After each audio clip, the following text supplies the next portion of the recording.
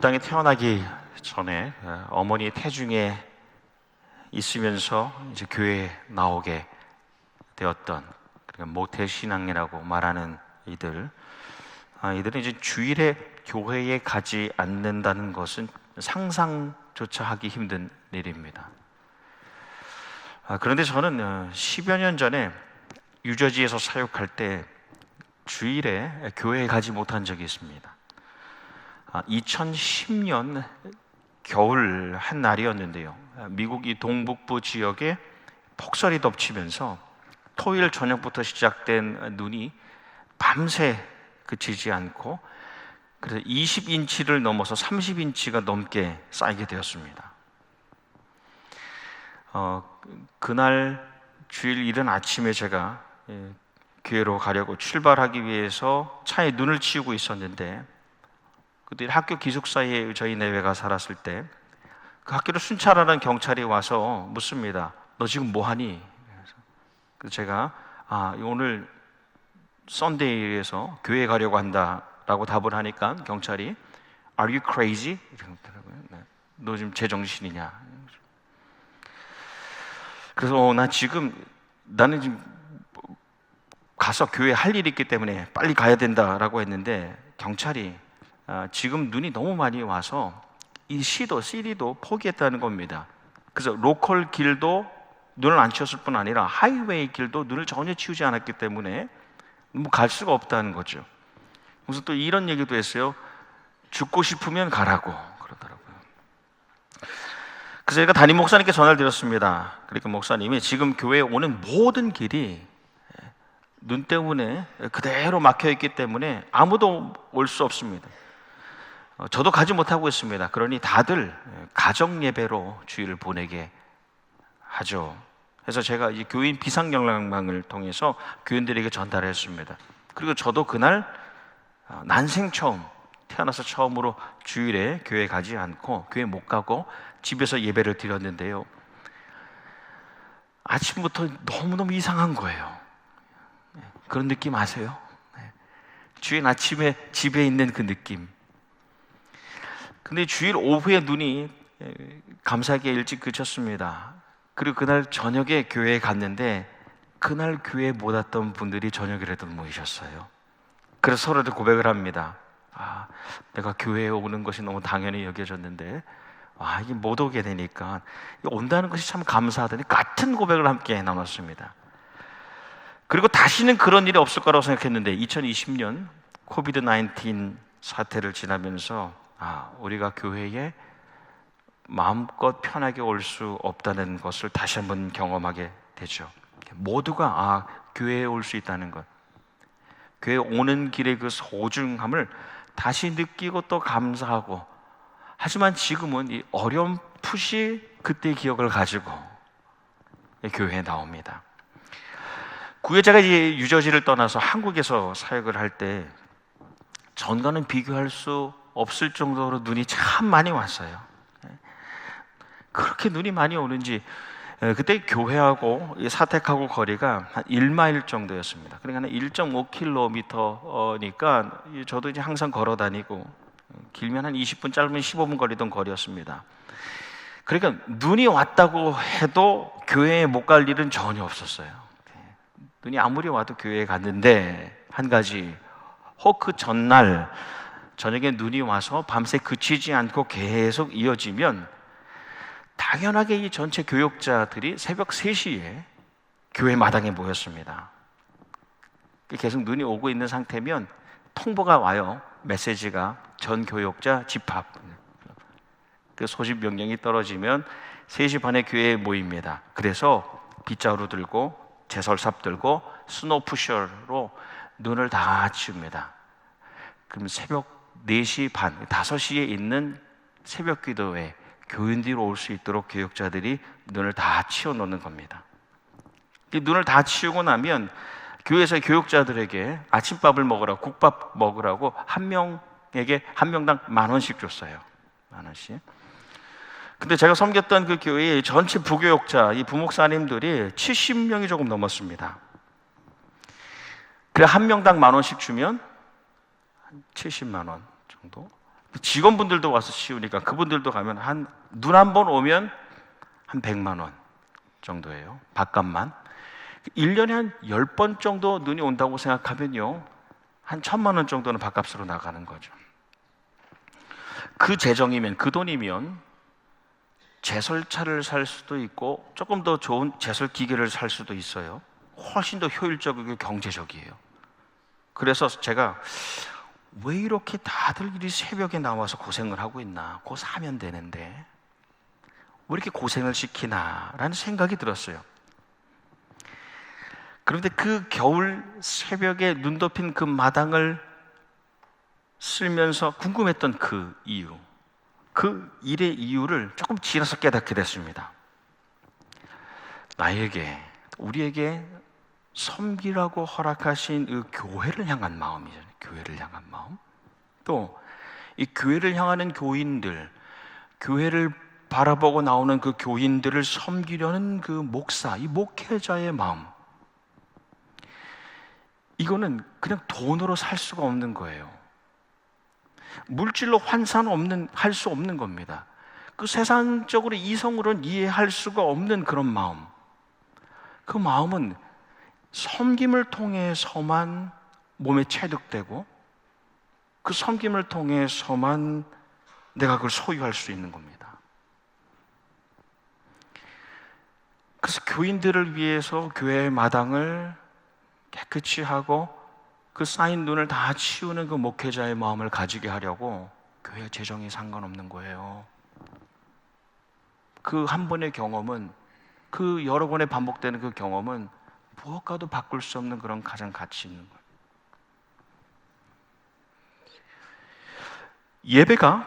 예배는 우리 창조주와 구세주와 유지주가 되시는, 우리 Creator, Redeemer, Sustainer,가 되시는 그 주님, 그 하나님께 드리기를 원하는 우리의 마음, 그 예배, 그리고 그 마음에서 이어지는 섬김을 우리가 예배라고 한다면, 여러분, 오늘 나의 예배는 그 처음 그 마음과 섬김이 시작된 그 예배를 준비하는 그 자리에서부터 나의 예배가 시작된 것이죠.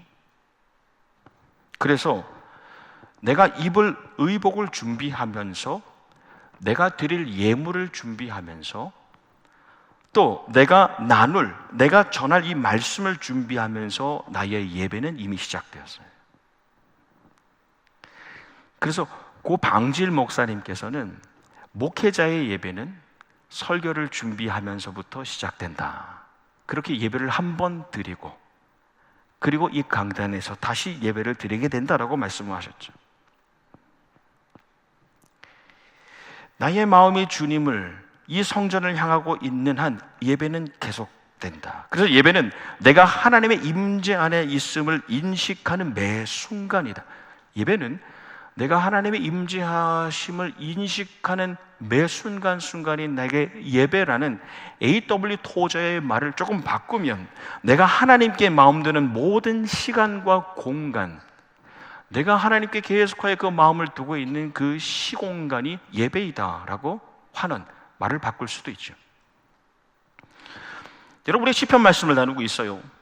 전체 150편의 시편들 가운데 다윗이 73개를 썼고 아삽이 12개를 썼습니다. 그 다음으로 많이 쓴 사람이 고라라는 사람의 자손, 이름은 없어요. 무명의 자손인데 고라의 자손 중에 이 한 사람 또는 여러 사람이 11개를 썼습니다. 세 번째로 많은 시를 쓴 거죠.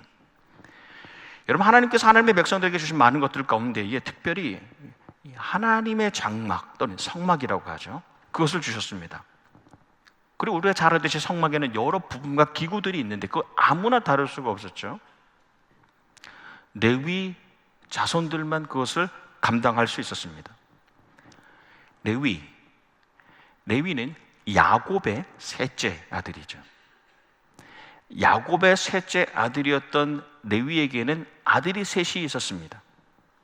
게르손, 고핫, 무라리예요. 그 세 아들 가운데 특별히 두 번째 아들 고핫에게는 이 성막, 하나님의 장막 중에서도 가장 중요한 것들 가운데 가장 중요한 하나님의 궤, 법궤 또는 언약궤를 맡기셨습니다. 그 고핫.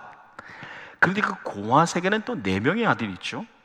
아므람, 이스할, 헤브론, 우시엘인데 첫째 아므람의 아들이 모세예요. 그리고 둘째 이스할의 아들이 고라입니다. 그러니까 아버지끼리 형제죠. 그럼 모세와 고라는 사촌이에요. 커즌이었던 거예요. 고라라는 인물은 고조 할아버지가 야곱이에요. 증조 할아버지가 레위예요. 그리고 자기 사촌형이 모세였으니까 여러분 고라가 얼마나 힘이 있겠습니까? 얼마나 대단한 영향력을 가진 사람이었겠어요? 근데 백성들이 출애굽하고 가나안 땅으로 들어가기 전에 그 광야에서 있을 때에 이 고라가 사촌형인 모세를 대하여 반역하죠. 반란을 일으킵니다. 이 시체말로 만만해 보였던 거예요. 이 사촌형도 하는 거 나도 못하겠냐는 겁니다. 그래서 이 레위 지파 가운데 고라뿐 아니라 루벤 지파의 다단과 아비람과 온 그리고 플러스 250명의 지휘관들이 함께 모세에게 반란을 일으킵니다. 근데 우리가 잘 아는 대로 하나님의 심판이 임하게 되면서 고라의 가족들이 순식간에 이 매몰됩니다. 땅으로 그냥 다 들어가 버리는 거예요. 그리고 그 땅에 매장됩니다. 모든 지휘관들은 이 반란군들은 하늘에서 내린 불로 소멸이 됩니다. 그 후로 백성들에게 고라라는 이름, 고라라는 이름 또는 고라의 무리라고 하면 하나님을 반대하는 사람들의 대명사가 됐어요. 하나님의 말씀을 거역하는 사람들, 그 반역자의 대명사가 되었는데, 그런데 놀랍게도 말씀을 보니까 하나님의 심판 후에 말씀이 그러나 고라의 아들들은 죽지 아니하였더라. 아주 참 중요한 말씀이에요. 고라의 아들들은 죽지 않았더라. 영어 성경을 보니까 The line of Korah입니다. 라인. 그러니까 고라의 자손이 끊어지지 않고 다 멸망하지 않고 고라의 자손들을 남겨주셨는데 하나님께서 여전히 그 가정과 가문에게 맡기신 그 법궤, 그 언약궤, 하나님의 말씀과 임재를 상징하는 그것을, 그 섬기는 사역을 여전히 고라 자손에게 끊어지지 않고 맡기길 원하셨던 겁니다. 그래서 고라라는 이름은 사실 영원히 반역자의 이름일 수 있었는데 하나님의 장막을 섬기는 그 이름으로 기록된 거죠.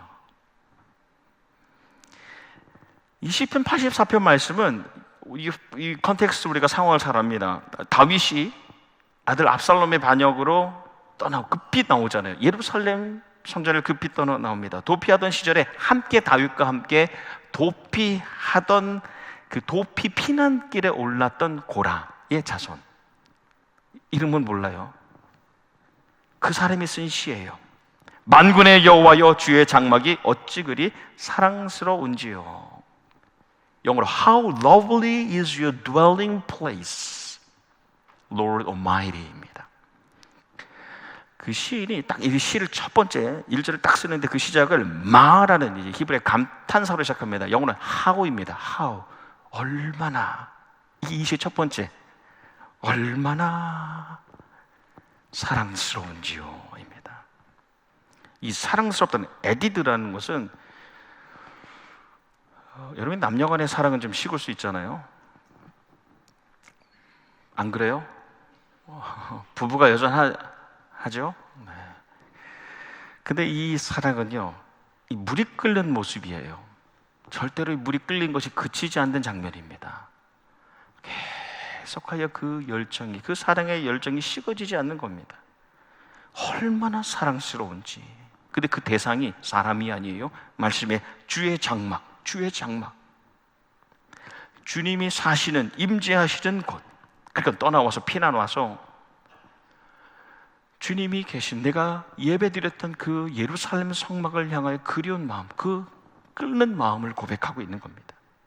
내 영혼이 여호와의 공정을 사모하여 새약하며, 이 조금 더 심화된, 좀 깊어진 그 사랑의 마음을 표현하기를 사모한다. 사모한다. 이 사모한다는 카사프라는 말은 창백하게 될 정도로 열망한다는 겁니다. 좀 이해가 안 되긴 해요. 즉시로는 창백하게 될 정도로 열망한다. 여러분이 예전에 상사병이라고 아시죠? 상사병. 공감이 잘 안 되시는 상사병? 네. 너무너무 만나고 싶은 생각. 이 생각은 계속되는 거예요. 생각은 계속되는데 실제로 그것이 이루어지지 않으면 그게 몸 안으로 들어 병이 되지 않습니까? 몸이 아파요. 내 몸이 아플 정도로 여호와의 궁정, 여호와의 궁정을 사모하는 거예요. 근데 놀랍지 않아요? 여러분, 이 예루살렘에서 안정된 생활을 하고 있다가 떠나왔어요. 피난 왔단 말이에요. 그런데 내가 사는 그런 궁궐이 아니라, 나의 궁궐이 아니라 여호와의 궁정을 사모하는 겁니다.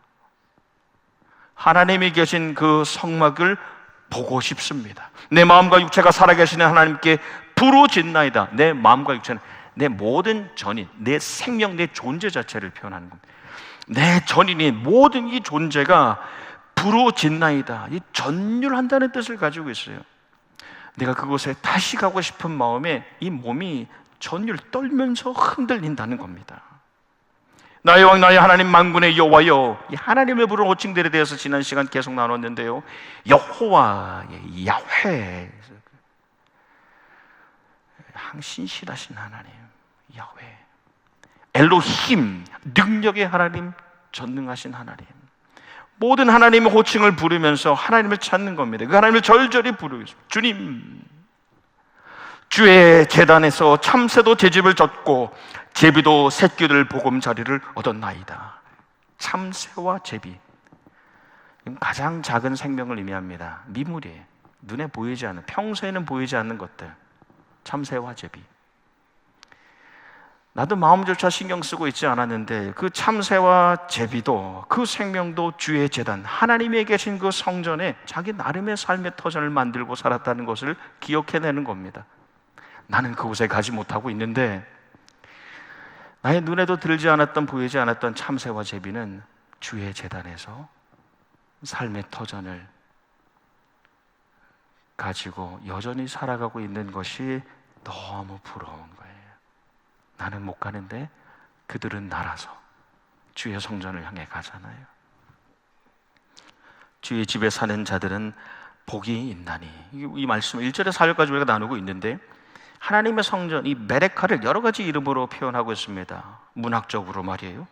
주의 장막이고 여호와의 궁정이고 주의 제단이고 아버지의 집이고 영혼의 보금자리, 이 예배의 마음과 그 마음에서 이어지는 그 섬김이 일어나는 그 자리, 이 하나님의 성전이 내 삶에서 회복되기를 원하는 거예요. 회복되기를 원합니다. 그들이 항상 주를 찬송하리로다. 예, 할렐루카입니다.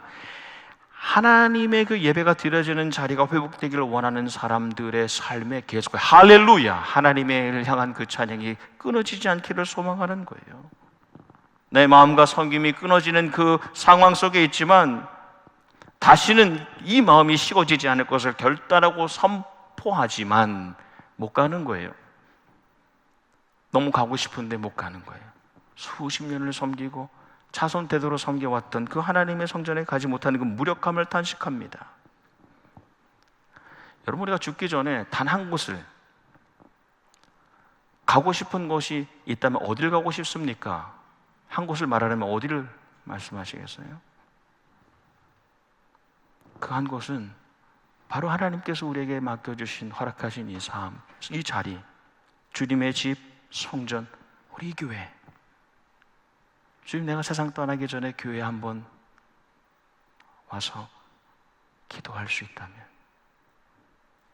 이 자리가 그런 자리가 될 수 있기를 소망하는 것이죠. 여러분, 제가 30년 전에 미국에 처음 와서 미국의 여러 지역의 한인교회들, 특별히 한인교회들을 다니고 또 한인교회에서 섬겼습니다. 그러니까 교회들이 각각 가는 지역마다 달랐기 때문에 저희 집에서 각각 다른 거리의 교회에 갈 수밖에 없었죠. 저희 가정에 처음 이민 왔더니 이 펜실베니아에서는 이 블루벨에서 필라델피아까지 17마일, 집에서 교회까지가 17마일 정도였습니다. 그리고 공부를 위해서, 신학 공부를 위해서 있었던 이 조지아의 집에서 교회까지, 디케라에서 마리에타까지는 거리가 30마일 정도 됐어요. 한 일주일에 3번, 4번은 갔어요. 별로 안 놀라시는 거 보니까 30마일은 다 그렇죠? 빨리 가면 한 55분 정도 걸리고 길이 막히면 뭐 당연히 1시간 넘죠.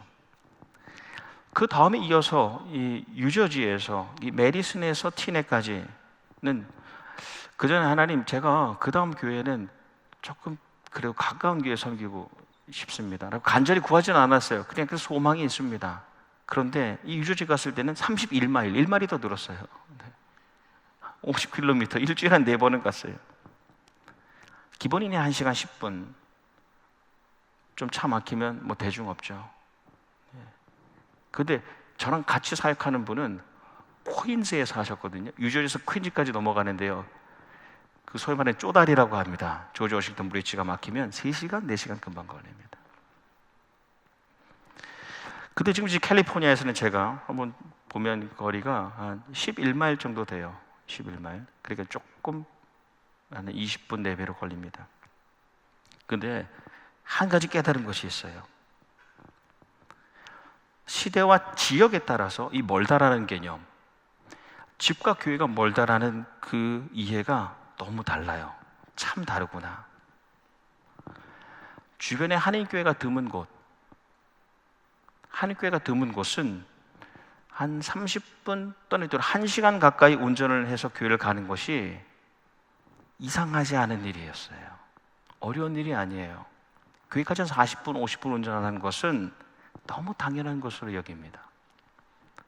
물론 시대도 변했지만 무엇보다 지역적으로 보면 주변에 교회가 많을수록 15분, 20분, 교회가 많은 지역에 살수록 15분, 20분 운전하는 것도 멀다고 여깁니다.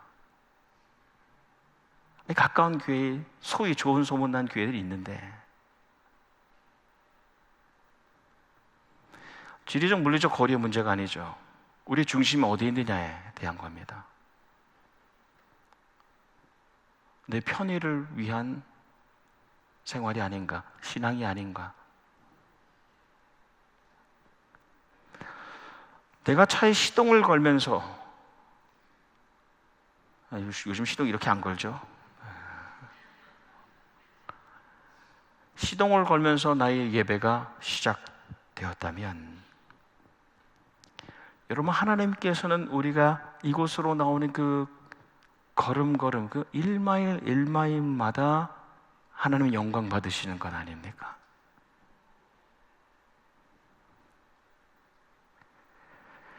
그렇게 내 마음을 담은 섬김이 거기서부터 일찍이 시작되기를 기대하시는 분이 이곳에서 예배 받으시는 하나님이시잖아요. 그렇죠? 여러분, 오늘 이 시인은 이 고라자손 가운데 한 사람, 어디든 언제든 그 삶의 자리에서 이 하나님의 성전, 이 주님의 교회를 생각하고 사모하는 그 마음, 다시요, 어디든 언제든 이 교회를 생각하는, 사모하는 그 마음을 가진 사람이 있잖아요. 그 마음을 가진 사람은 아주 시적으로 표현합니다. 마음에 시온의 대로가 있는 자입니다. 마음에 항상 길이 있어요. 시온은 본래 예루살렘 남쪽의 작은 언덕이었어요.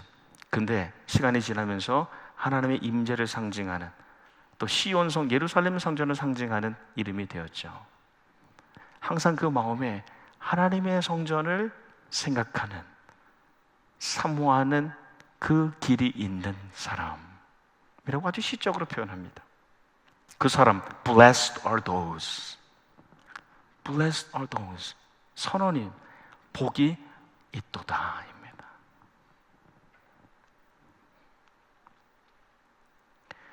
복이 있도다. 특별히 여러 주석들이 있는데 이 주석을 보면 이 시편 84편 5절 말씀은 거기에 너무 가고 싶지만, 거기에 이루고 싶지만, 그 길을 걸어가고 싶지만 이 고난, 이 삶의 고난으로 인해서 거기 이르지 못하는 질병의 문제, 고난의, 고통의 문제, 환난의 문제, 역경 여러 가지 이유로 너무 가고 싶지만 가지 못하는 사람들을 축복하는 말씀입니다. 이 5절 말씀이에요. 마음에 시온의 대로가 있는 사람들 복이 있다. 제가 종종 칭찬을 듣습니다. 칭찬을 많이 듣지는 않는데 성도들이 칭찬을 듣는 여러 칭찬들 가운데 요양병원에 갔을 때에 한 권사님이 고맙다고 목사님 너무 고마워요.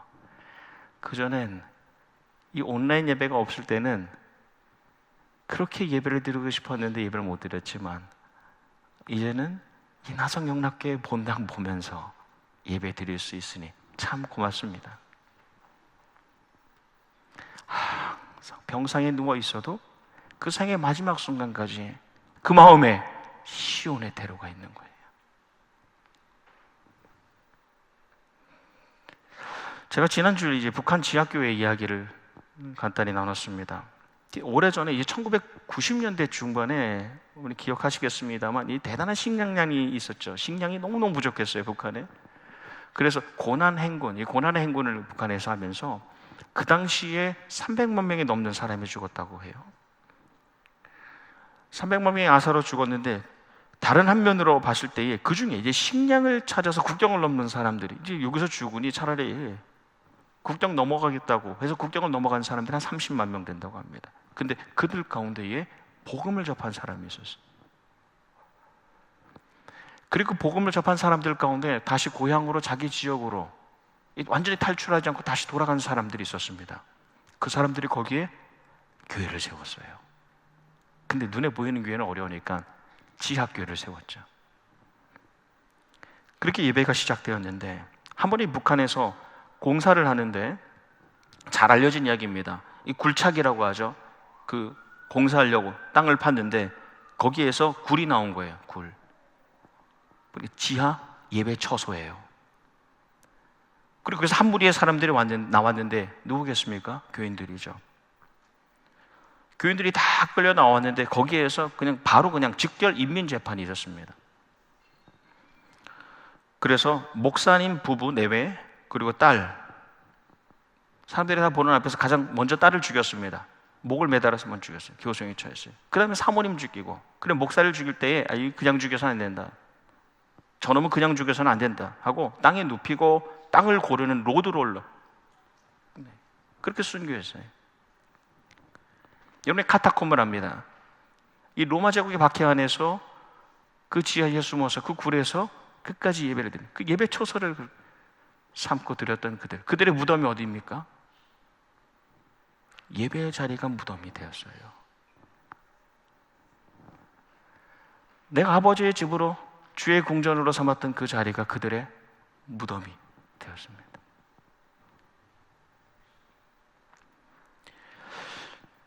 오늘 이 시에는 우리가 너무너무 잘 알려진 이 시편 84편의 말씀, 이 마지막 부분에서 이렇게 고백합니다. 우리가 너무너무 잘 아는 고백입니다. 주의 궁정에서의 한 날이 다른 곳에서의 첫날보다 나은즉 악인의 장막에 사는 것보다 내 하나님의 성전 문지기로 있는 것이 좋사오니. 조금 쉬운 세 번역을 읽어드리면 이렇습니다. 주님의 집들 안에서 지내는 하루가, 주님의 집들 안에서 보내는 하루가 다른 곳에서 지나는 첫날보다 낫기에 악인의 장막에서 살기보다는 하나님의 집 문지기로 있는 것이 더 좋습니다. 악인들과 함께하는 따뜻한 장막에 있는 것보다 차라리 눈이 내리고 추운 바람이 부는 밖에서 문을 지키는 문지기로 지내는 것이 더 행복하다는 겁니다. 제가 이 말씀을 여러 성경으로 한번 찾아봤는데요, 메시지 성경은 조금 재미나게 이렇게 전하고 있습니다. 주님의 집, 이 아름다운 예배 처소에서 보내는 하루가 그리스 해변에서 보내는 첫날보다 낫습니다. 내가 죄의 궁궐에 손님으로 초대받느니 차라리 내 하나님의 집 바닥을 닦겠습니다. 너무 멋진 고백이죠. 오늘 예배 자리에 원근 각처에서 가까이서 멀리서 나오신 모든 하나님의 사람들, 주의 장막, 여호와의 궁정, 아버지의 집, 나성영락교회의 교회에 나오신 모든 분들을 다시 한번 축복합니다. 여러분은 가장 위대한, 이 시간과 이 공간의 우주에서 가장 위대한 분들입니다. 특별히 멀리서 이미 시작된 예배의 마음으로 마일 설레임으로 오신 분들을 축복합니다. 무엇보다도 이 자리를 너무 나오고 싶지만